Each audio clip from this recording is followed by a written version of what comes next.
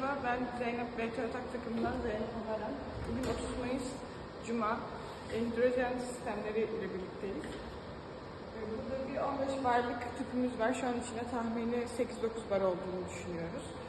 Burada bir rahatlatma vanamız var. Olası bir gaz çıkışı durumunda aracın içerisine gazı çıkartabilmek için. Burada bir küresel vanamız var. Bu araçta pilotun yanında konumlandırılıp olası bir durumda kapatıp gaz akışını kesmek için.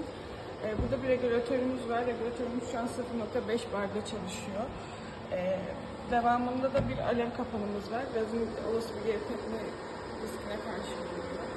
Devamında sistemde solenoid vana bulunuyor. Bu solenoid vana ile olası bir durumda elektriksel olarak gaz akışını kesmek hedefleniyor. Burada da bir check valve'imiz var. Yine olası bir durumda